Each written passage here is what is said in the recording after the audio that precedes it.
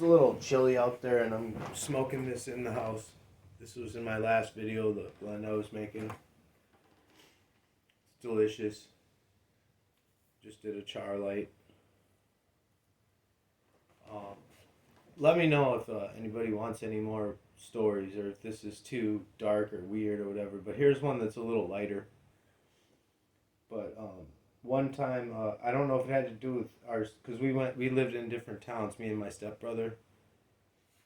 And I don't know if it was because his school got off earlier than mine or what the reason was, but he went down there like a little bit early, and they were working and stuff, so they put him in this camp, like a camp program, like a day camp where it was at a ranch.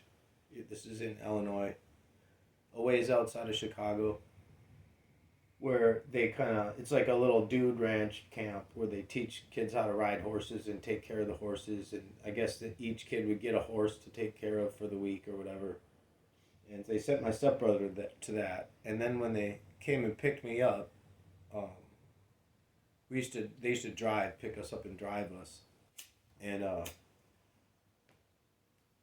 they came got me, and then we went to pick him up, and they had like at the end of the week they'd have like a parents' day type thing where they would take everybody on a horseback ride, and I'm like, oh, okay. At first I'm like, oh, cool, I'm gonna get to ride a horse. I never rode a horse before. I like animals. So long story short, they give me this young horse because I was small. This horse's name was Sean. I still remember him. He's a kind of a white colored horse with like white, and I think there was gray on him. His mane was like gray, and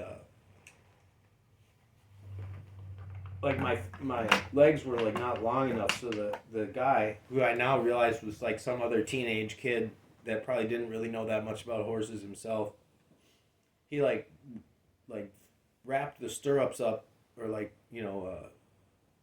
somehow, so that they were kind of, it was real uncomfortable for me, and I think that the stirrup was like digging into the horse's side or something. But this horse didn't like this whole situation. It was trying to reach back. I thought it was trying to bite my leg, and I kept like trying to move my leg out of the way. And I think I was digging. This is all I'm realizing as an adult. I think I must have been digging the stirrup into the horse's side. The horse did not like this, and the whole time the horse is kind of like, it seemed very unhappy.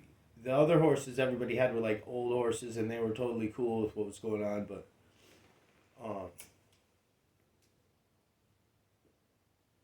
I already had a bad feeling about this. But this was the kind of situation where I can't say anything. It's already, I'm already like a minute away from getting screamed at just for existing when I would go down there. So it was like I had to just go along to get along, and so we're riding the dang horses, and the thing would try to kind of start kick up and get out of line, like we were in like a line going down these horse trails, and it was just like out in farm country, and like woods on the skirt of this farm country. Like it was just kind of like regular woods with like a trail through it. I think it was all private property, and at one point the horse just took off.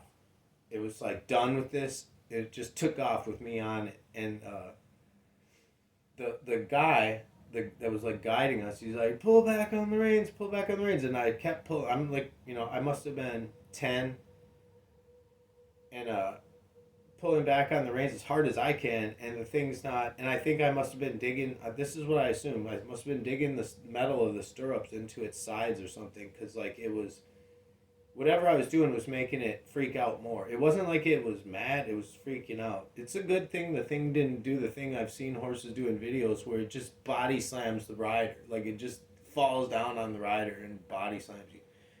But it started running fast. And the dude is trying to keep up on the horse that he was on, and he's like, pull back on the reins. I'm like, I'm pulling as hard as I can. And he was bolting towards this fence, and I was like, man, this horse is gonna jump this fence with me on it, and I'm going to Mexico or something. I don't know what the hell's going on. And finally, the guy did come up and wrangle the horse just before it got to the fence, and it was a bad time. Like my leg was all sore too, just from like the way my feet were twisted up in that stirrup. And that was my fun time riding a horse. And I've never ridden one since. But I like horses, though. I'll tell you another time. Ironically, this has to do with them. Um,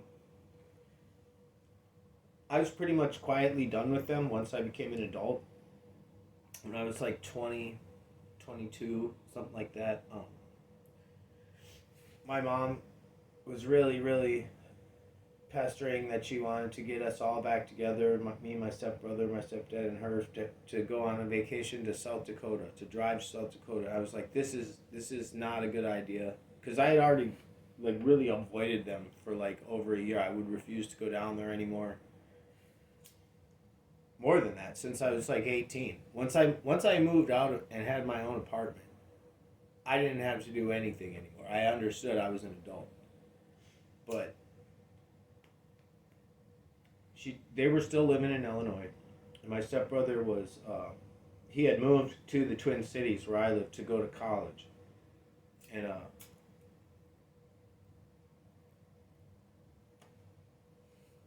they told me that we were all gonna go, and so I was really reluctant to do this, and really guilt tripping was a factor. This tobacco is wonderful, by the way, and this pipe is excellent. But so they came and got me, and the plan was then we're gonna drive. I was living in across in like this. It's called St. Paul, which is the capital, but it's right next to Minneapolis.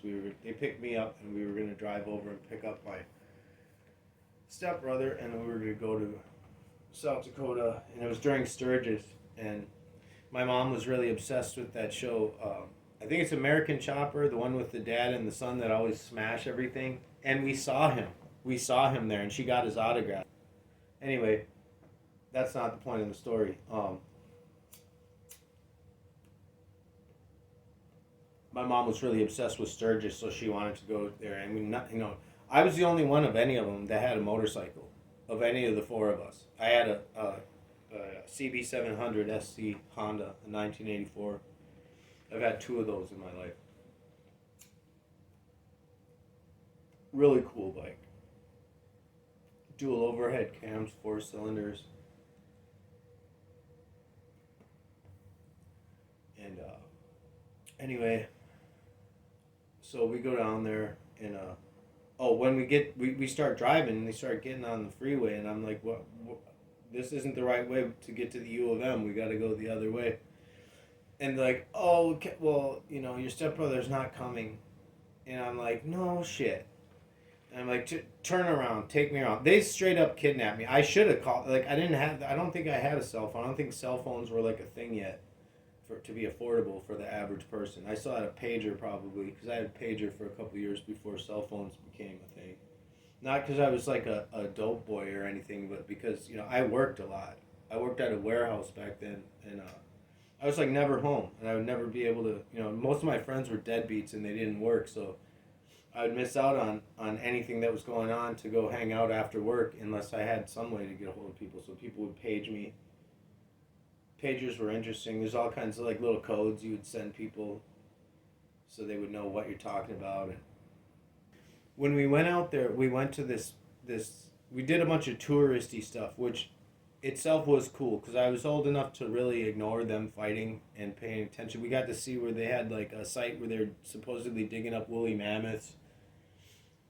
We went to this place where this guy has this ranch where he like takes people out to see this herd of wild horses out in South Dakota, and there's like a place with old like petroglyphs from like the Native Americans carved on some of these like cliff walls. Got to see that, and I believe it was adjacent to or part of a reservation. That's when I learned that there was a lot of tension between the Native Americans and the white people over.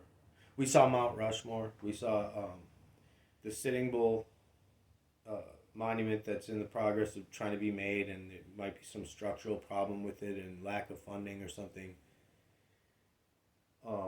But Yeah, Mount Rushmore is really lackluster. It really is really crude when you get up to it. It's really not, I hate to say it. It's really not all.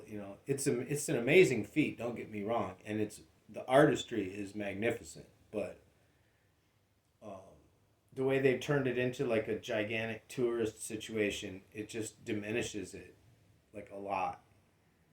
And anyway, but it was still pretty cool to see. And but anyway, we went to see the wild horses, and they had like a bus. It was like a school bus, and we got on it and we rode out to where the wild horses were, and they had a little baby. At the time, there's a baby horse, a little white one.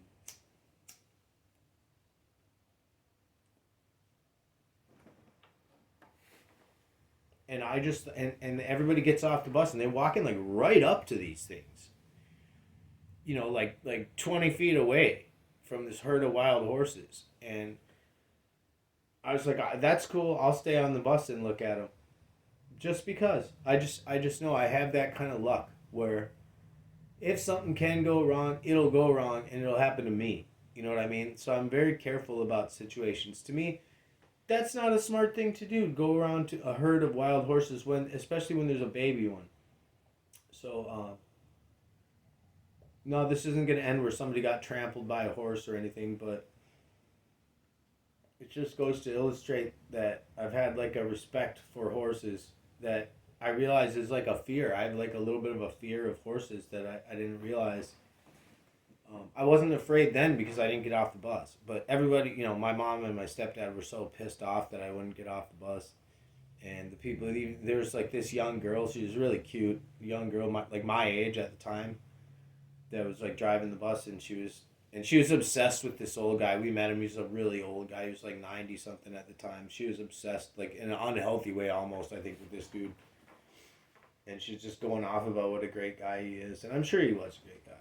He probably had a lot of money from just owning land and then the land going up in value.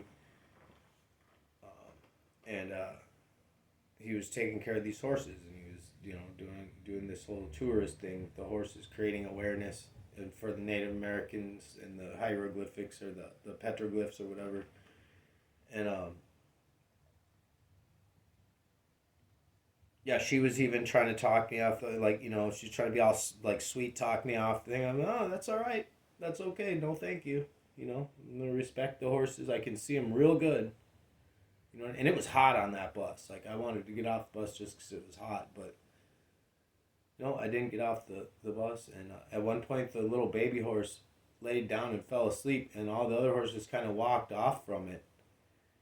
And the whole crew of people starts walking up to and checking out the little horse, and I was like, man, this is gonna be bad. I'm about to see somebody get mule kicked by a horse. I thought the mom horse was gonna come back, but nope.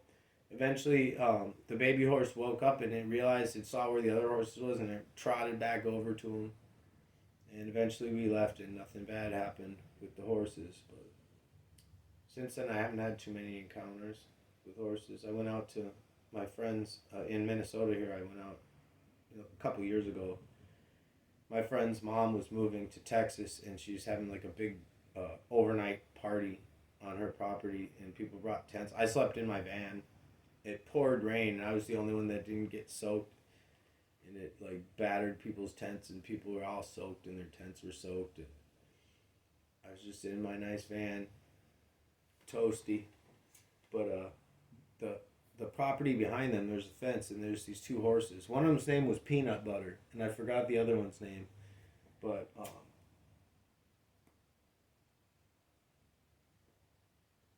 my friend's mom had like taken a liking to me, as people tend to do, and I'm not really even sure why. But she wanted me to go feed the horses. I think I told her the story of the horse running off with me. And she gave me like a bag of carrots.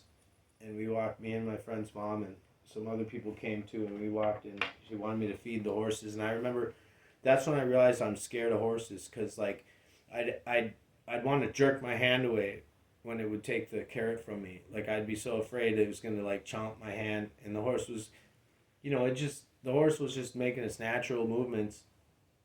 Peanut Butter, the big one, and and he'd come and he'd just kind of violently just chomp the carrots out of my hands, and like I was afraid to even pet his nose because I thought he'd chomp me.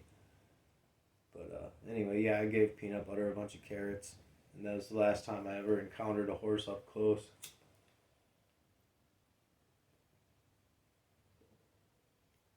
So yeah, that just made me realize that someday, now I want to ride a horse again. Someday I want to ride a horse for real. I'm gonna find somewhere. Minnesota has outside of town. There's a lot of people that are into horses around here. I've been doing sprinkler systems on people's property. I remember another time there was like some horses inside like a corral, and there was apple trees all around, and they had eaten all the apples off of the branches they could reach, and they were like, this one horse was like looking at this branch that was like just out of its reach, and the homeowner wasn't there. He's an older guy. He rides a three-wheel Harley because he started to not be able to ride a regular Harley, and he had a cool three-wheeler Harley. And anyway, he wasn't there though, and I was just out doing some routine, double checking all the sprinkler heads, fixing the broken ones, and I went over and I pulled the branch down so the horse could eat some apples off of it, and like I remember that. That's one other interaction with horses, but yeah, I could probably very easily this summer arrange, find some place where you pay and they let you ride a horse, and give you a little brief instructions on what not to do and all that. I should probably do that. I think that would be a good experience for me. So I'm gonna put that on the list of things to try to do. If you made it this far, thanks for listening. I hate smoking up my house like this, but I'm just kind of chilly this morning, and it's a little chilly outside, and I just don't feel like fighting the wind out there. I'm probably let this go out and finish it outside later. Mm. No, it's too good. I'm probably just gonna put my jacket on and go out there and finish it.